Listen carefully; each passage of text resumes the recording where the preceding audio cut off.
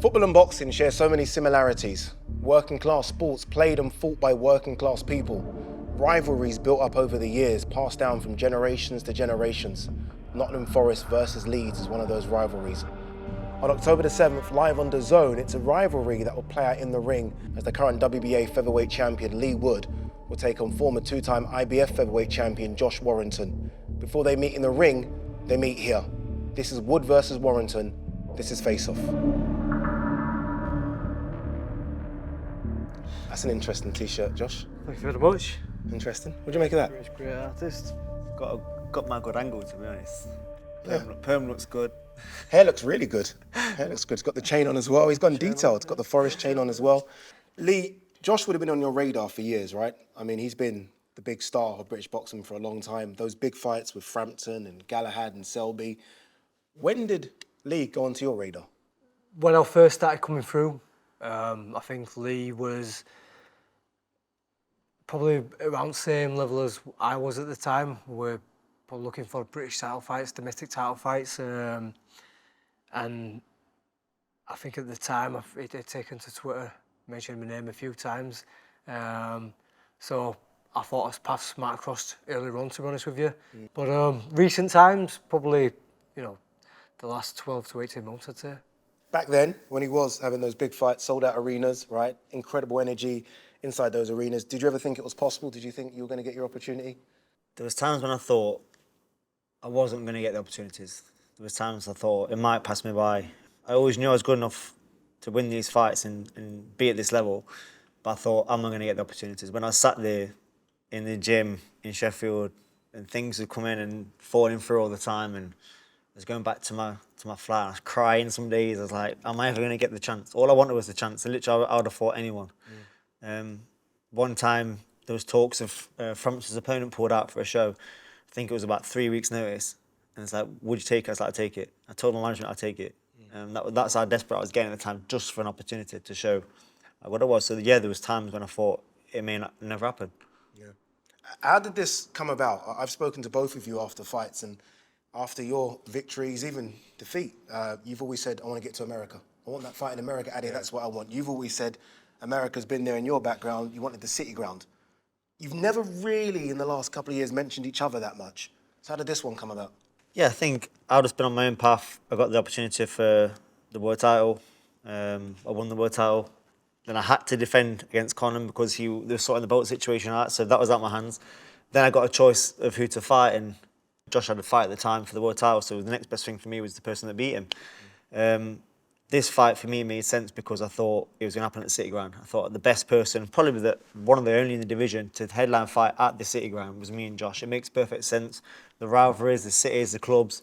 So yeah, I was going in for the fight. Let's get this fight. Let's get it there. And then once we started negotiating the fight, and then we found out we couldn't have it there, the fight was already made. So it's like let's just do it anyway, kind of thing. Josh, is this one that you wanted as well? Yeah, it's natural. Boxing has been booming in this country, in the UK shores. Big fights have been made, not bigger than the domestic rivalry. I've shared a fair few of them over recent years. Selby, Frampton, Galahad. Everyone loves a domestic rivalry, and to be fair, I've been part of Leigh's success in some kind of way, because if I'd have got through Lara behind closed doors, then Leigh wouldn't have never got that chance against Kanju. Then I'd have potentially bought Kanju, may have gone to America. Fucking hell, I might be retired by now. But things happen, and he's faced one of my former opponents who I never managed to get a win over. He has. So I feel like I've been part of his journey. But now, October 7th, we're putting an end to that. Everyone assumed after that technical draw with Mauricio Lara Headingley, fantastic atmosphere, that you're going to go in again with Lara. Leigh jumped in. Mm-hmm. Was there any part of you that was angry that Leigh jumped in, took the opportunity? Leigh got given an opportunity. Mauricio Lara after that said he never wanted to fucking fight me again because I'm a dirty cheating bastard, or whatever his translator had said. Intentionally headbutting him after two rounds. Yeah, he's deluded. He gets off the stool, and it's their team calling over the referee. if he really wants to be in the fight, you don't want the referee to be involved. You do whatever you can to survive. For me, he was happy to get out there, and you know, for whatever reason, he said he didn't want to fight me after. I'm a cheating bastard. Then he's saying he wants to finish my career. Leigh gets presented an opportunity, and like any fighting man, he takes it. What do you make of that, Leigh? The cheating stuff, the headbutts. We've heard it before. It isn't just Mauricio Lara that said it. Other fighters have said it. Do you think he's a dirty fighter? No, I don't. I think, without giving too much away, I think Josh is good on the inside. He does the right things, head down, hips back. But yeah, I think if you don't know what you're doing in them situations and you stay where you are, you're going to clash heads. I can see why people get caught. Like, if you look at other fighters who've boxed, there's not been a problem. So it depends what you're doing as his opponent. Yeah. Josh's best wins for me, Carl Frampton, Lee Selby, fantastic wins. Those are 2018 though, a long time ago. Galahad as well, fantastic. That run was amazing, right? Do you think he still is that fighter? I look at it, is Josh still performing as good as he was then? Yeah. Then I think, well, is he not? Why isn't he getting the results he was getting then? And I think it's just style matchup. I think the styles that he had back then favoured him. The styles recently haven't favoured him. I've been ringside, don't forget, his last 3-4 fights. Lopez, I was ringside, and I thought he was unlucky not to get a decision, especially in his hometown. I thought it was a very close fight. It wasn't a fight where he come out and got absolutely battered, was it? And everyone's saying Lopez is the best in the division, by myself. Doesn't look bad now what Lopez did to Conlon, does it? No, not at all. Yeah, and I was there for the Kiko fight. He got hurt bad. He got hurt very bad, and he bit down and got through it and got the victory as well. So to say he's on the slide, it's people watching a few little clips or highlight reels and then saying yeah he's on the slide. Look at the results and saying yeah he's on the slide. I don't believe that, and that's not what I'm preparing for at all. Do you question whether or not you've still got what it takes to compete at the very top though, Josh? It is one win in your last 4. Oh, I don't know, Adam. My back hurts these days when I get out of bed, and I've got a few more greys. My airline starts a few years back these days. But listen, if I listen to the critics, then I would have never have got to the level that I've achieved now. Start off slow in my last one, and that's it. I've seen better days. I got battered in parts of that fight, but it was me who finished on top at the end. I still feel like I'm in my prime. I really do. Yeah, I'm feeling top of my game right now. Who's the better boxer? About myself. Yeah. About myself, yeah. I can't do some of the stuff that I've seen Leigh do. It's certainly switch hitting stuff. In terms of a boxing match, I'm not always told as a fighter, as someone who just goes forward, but I still think at this stage of my career, there's many things that I do that get overlooked. Both of you, I think, have performed so well when you're underdogs in fights, right? You're underdog in Michael Conlon, you're underdog in the Mauricio Lara fight, you got a victory. You're underdog certainly against Selby and Frampton. Most people think you're the underdog in this one as well, Josh. That's not going to bother you though, is it? Because you perform your best when you're an underdog. Mate, it's fuel to the fire. I've been underdog since I come onto the scene. But there's something about when you tell me that I can't do it, there's something just about that gives me another little spark. I always feel like I've been the fucking underdog ever since I come onto this earth. I was born premature with pneumonia on my lungs. I don't get upset when people back Leigh. That's just their opinion. But it'll make it that much sweeter when my arm's raised on October 7th. Your last couple of fights, again, it has been Michael Conlon, it's been Mauricio Lara, Zhu Can in there. Is he on that level? Yeah, I think it's proven, isn't it? It's proven to be on that level. You don't become a 2-time world champion if you're not on that level. He's had some good wins, probably better wins than me. If you look at like Selby, Frampton and Galahad, 3 really good wins here. You don't get them kind of wins not being good enough. And you can't look at him and think, well, he does this bad or does that bad or his boxing ain't great, because he can do things very well that I can't do. But when you say like a good boxer, I think of a good boxer as adaptable. And that's why I'm a good boxer, because I'm adaptable. I will look at and be good enough and bold and brave enough to say, right, okay, yeah, they can do this better than me, but this is how I win that fight. He can do this better than me. Conlon, loads better boxer than me. And in southpaw, everything you don't want, everything I don't want. And when we looked at it, think, right, how can we win this fight? And we approach it, and we nailed it down, we did it.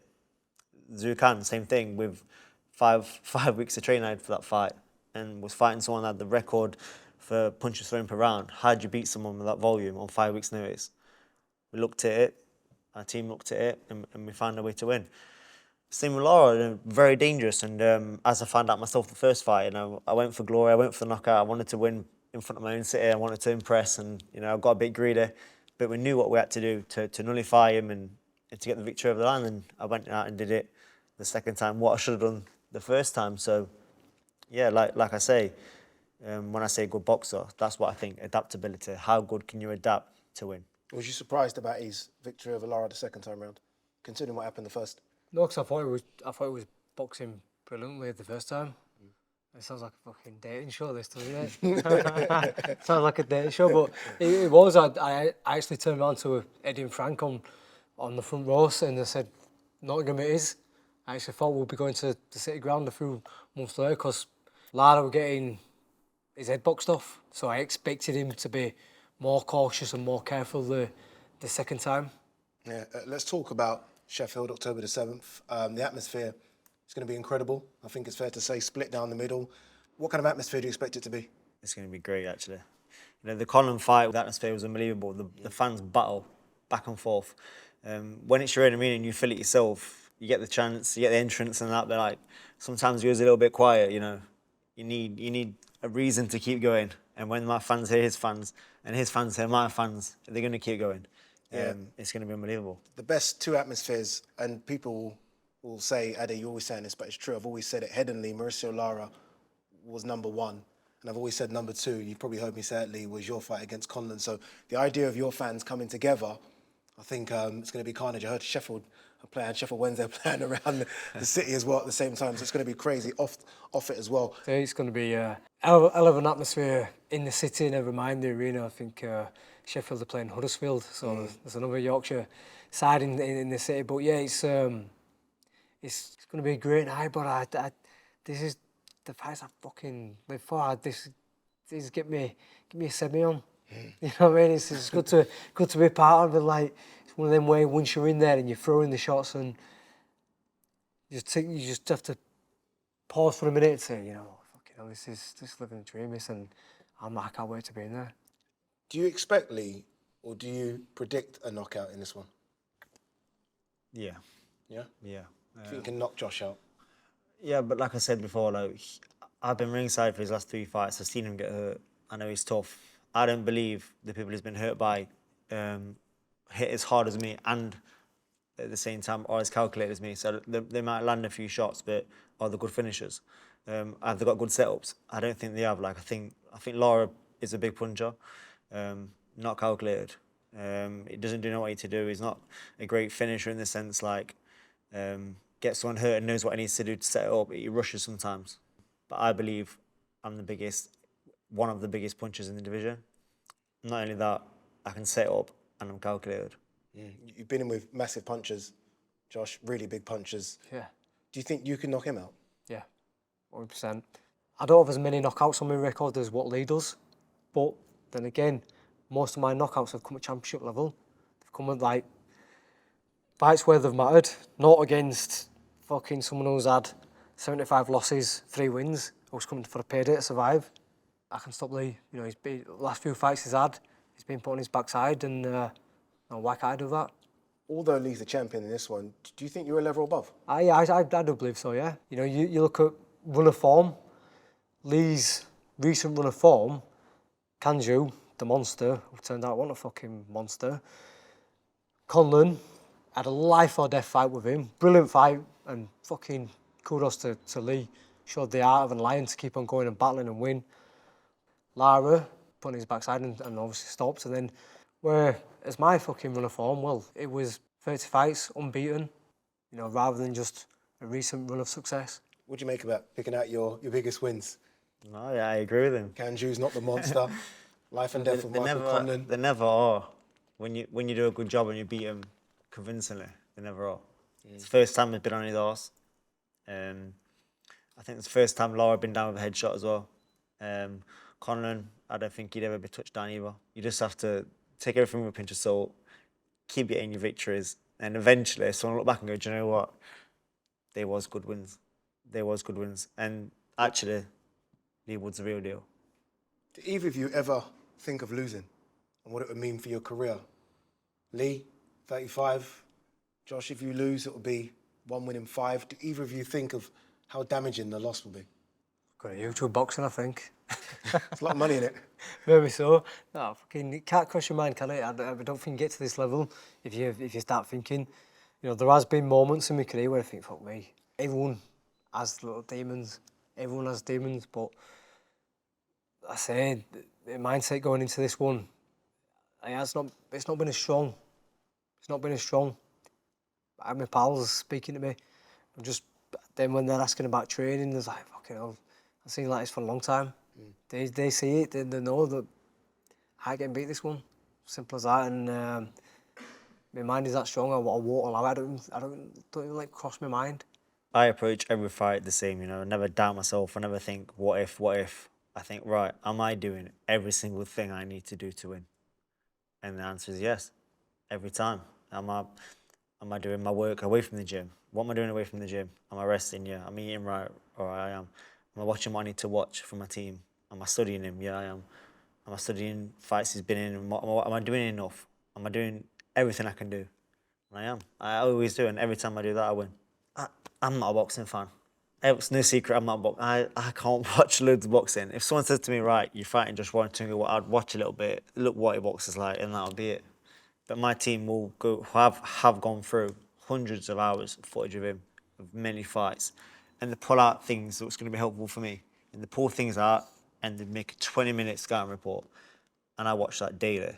I don't know, because they're the things that are on there that I need to be aware of. When he's doing certain things, making certain mistakes, when I capitalise on them. Things also I need to be careful of.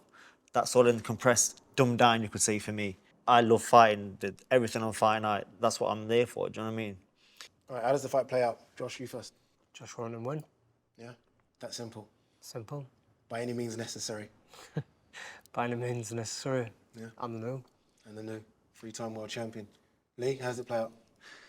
I believe he's going to make the same mistakes he makes and do the same things he always does. What mistakes? I can't say. But, you know, I know that I'm going to be dominant majority of the fight. I'm going to beat him up in times as well. I'm here to win, and, you know, it's that easy to win as well. But I know what I need to win, and I'm confident doing it. You laugh when he said mistakes there. You make mistakes? What mistakes? Yeah, I make mistakes. We all make mistakes. All make mistakes. Eat a battle. The thing is that, like, when I say, like, oh, he makes mistakes, they're not like mistakes that everyone can see, like, oh, you don't do things very, very poorly. Sometimes the things they pick up on are things he does very well, but he does them that often, I can exploit him. Tells. Clever. But, you know, like... Tell me one. instead of telling you one, I'm going to show you one on the night, yeah? I would never watch a fight of his and say, oh, yeah, he does this, this, and this at that time. I wouldn't have known that. I would have not seen them. But that's what my team's there for. My team's seen them and showing them me. And now they've shown me, it's like, wow, I would never have seen them before. And not just Josh, like, I've got them as well. Every fighter's got them. No fighter's unbeatable. But when, like I say, keep saying, banging on about my team, like, they pull them things out and give them to me to capitalise on. I might as well say that Johnny Kebab, he might look like a piloting champion, but there's a lot of brains behind his daft head and his shit haircut and his big belly. You know, there's a reason why he's having so much success with Max Hughes at the minute. You know, there is a mastermind behind that.